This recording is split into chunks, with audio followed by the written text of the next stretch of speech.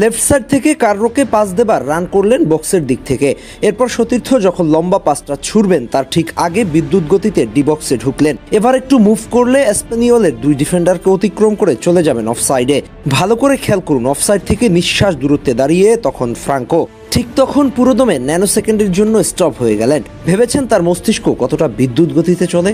Run করার এই সময় কতজন উইঙ্গার মার্ক করতে পারেন 1 সেকেন্ড দ্রুত হলেই তিনি অফসাইডে ঢুকে যাবেন। এই পজিশন থেকে সাধারণত একজন ফুটবলার অফসাইডে জড়াবেন, কিন্তু মাস্তান তার ব্যতিক্রম মস্তিষ্কের খেলায় করে দিলেন বাজিমাত।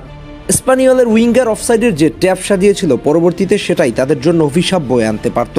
কারণ তারপর আর্জেন্টাইন এই তরুণ যা করেছে তা দেখে অবচেতন মনে বারবার নাড়া দেয় বা পায়ের জাদুকর লিওনেল মেসির কথা। 1 ভার্সেস 1-এ একেবারে ধোবল ধোলাই করেছেন প্রতিপক্ষের ডিফেন্ডারকে।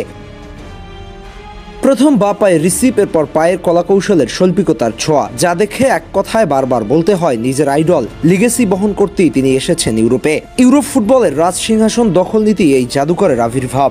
মাত্র 18-র মাস্তানতুয়ানোর গায়ের পাশে জাদুকর ট্যাগলাইন জুড়ে দেওয়া কতটুকু যৌক্তিক, প্রশ্ন তো একটা উঠতেই পারে। এই প্রশ্নের উত্তর লুকিয়ে আছে ম্যাচের 51তম মিনিটের এই পাসটাতে। স্পানিওলের দুই ডিফেন্ডারের মাঝ দিয়ে কি চিপটা করলেন দেখছেন সেইটা। এই পাসটার ব্যাখ্যা দিতে গেলেও ভিডিওটা অনেক লম্বা হয়ে যায়। মন জুড়ানো এই পাস দেখে এক কথায় শেষ করা যাক, এই মাস্তান সোনার টুকরো। আসলে এই ম্যাচে 77 মিনিট মাঠে এমন ঝলক দেখিয়েছেন যে না চাইলেও তাকে নিয়ে অতিরঞ্জিত প্রশংসার জোয়ারে ভাসতে বাধ্য হচ্ছে। ম্যাচে মাস্তানতুয়ানো নিজের সহজাত প্রতিভা দেখিয়ে 9 বার ড্রিবলিং এর অ্যাটেম্প্ট নিয়েছেন, হয়েছেন 6 বার সফল। বল টাচ করেছেন 71 বার, একুরেট পাস ছুঁড়েছেন 79%, কি পাস 2টা, একুরেট ক্রস ছুঁড়েছেন 1টা, গ্রাউন্ডস ডুয়েল জিতেছেন 12টি, সবচেয়ে বড় ব্যাপার ট্যাকেল করেছেন 3টি। ম্যাচের রেটিং ছিল 7.3, যা কিনা রিয়ালের আসার পর সর্বোচ্চ, অর্থাৎ দিনে দিনে অনেক সাবলীল হয়ে উঠছেন তিনি। ফিরে পাচ্ছেন আত্মবিশ্বাস। একটুখানি সময় দরকার, তাহলেই ফ্রাঙ্কো হয়ে উঠবেন মাদ্রিদের হিরো।